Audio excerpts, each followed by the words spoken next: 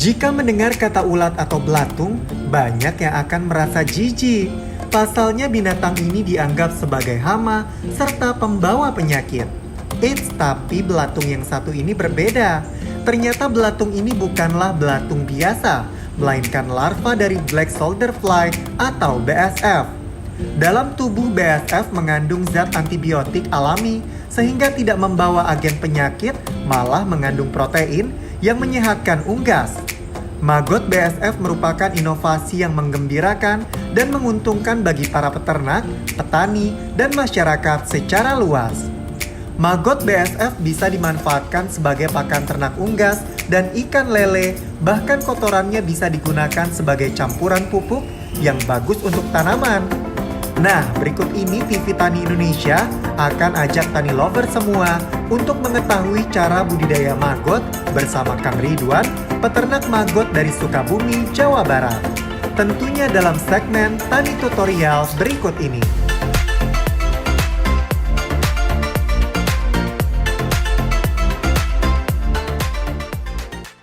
Perkenalkan, nama saya Ridwan. Di sini saya akan mengenalkan apa itu maggot dan lalat BSF. Maggot itu berasal dari lalat BSF Black Soldier Fly, lalu bertelur.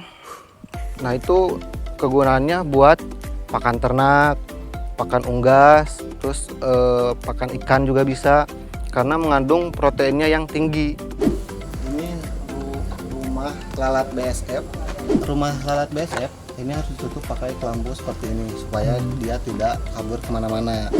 Lalat ini kan sudah tidak membutuhkan makan, dia hanya membutuhkan minum, jadi sama sinar matahari.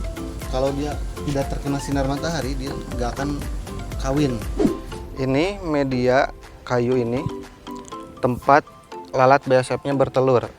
Ini di sini ada karet buat menjepit dan juga ada potongan lidi supaya ada jarak sekitar 1 mili supaya nanti dia bertelur di sini nih, di sela-sela kayu sini.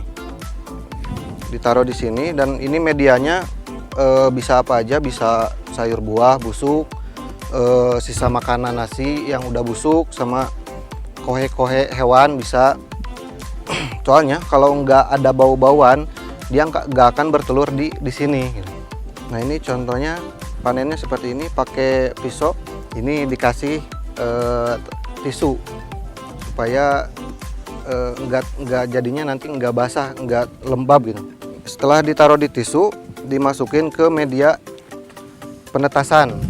Ini medianya dedak sama ampas tahu. Di dalam ini dikasih jaring. Jaring ini fungsinya supaya si tisu ini nggak terkena langsung ke media. Soalnya kalau ini si telur langsung terkena ke media, dia akan basah dan gagal menetas biasanya. Terus ditutup pakai jaring ini supaya aman dari hewan luar. Ya, supaya lalat juga nanti nggak masuk. Udah dari sini pindah ke media yang pembesaran ini. Ini udah bisa dikasih sayur busuk, udah dikasih buah-buahan busuk. Ini udah apa aja makanannya udah bisa gitu.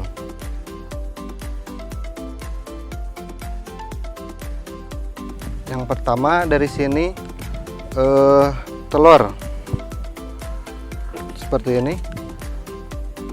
Nah, ini telur BSF ditaruh di sini sekitar penetasan sekitar 3 sampai 5 hari. Sudah kelihatan seperti ini. Ini udah usia 5 hari. Nah, ini udah siap dipindahkan ke biopon yang lebih besar seperti yang di sini. Nah, ini yang udah berumur sekitar 10 sampai 15 hari. Ini udah kelihatan. Nah, ini maggot fresh, yang masih fresh ini nih. Udah berumur 20 ke atas, nanti dia akan migrasi menjadi prepupa. Contohnya yang seperti ini nih, yang sudah menghitam. Nah, ini yang udah menghitam ini, dia udah nggak makan. Dia tinggal disimpan ke tempat black box yang ada di kandang lalat BSF ini sekitar 2 minggu, seminggu dia masih bergerak. Kalau udah diem Nah ini udah pada diem, ini seminggu lagi udah jadi lalat BSF. Nah sekarang kita tinggal nyimpen pupanya ke kandang lalat BSF. Nah di sini kita simpan di black box. Ini tempatnya harus tertutup atau gelap gitu. Soalnya kalau nggak gelap dia akan lama menjadi lalatnya. Makanya harus tempatnya gelap seperti ini, harus ditutup. Nah, dikasih lubang segini supaya dia nanti ketika udah jadi lalat dia bisa mencari sinar dan keluar dari sini. Usia BSF rata-rata sekitar 7 hari. Setelah nanti 3 hari dia cari pasangan atau kawin. Sudah kawin nanti yang jantan meninggal.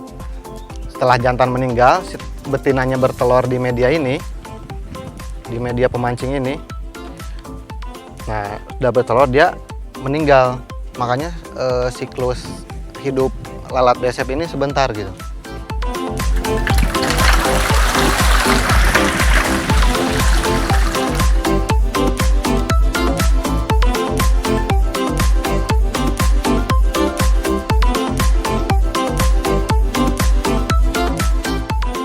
Biaya yang ekonomis, pemanfaatan limbah pertanian yang efisien, dan tentunya peluang bisnis maggot yang menjanjikan membuat maggot naik kelas sebagai lahan bisnis baru petani dan peternak di Indonesia. Demikian Tani tutorial kali ini.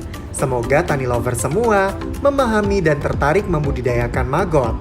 Salam TV Tani Indonesia. Sampai jumpa.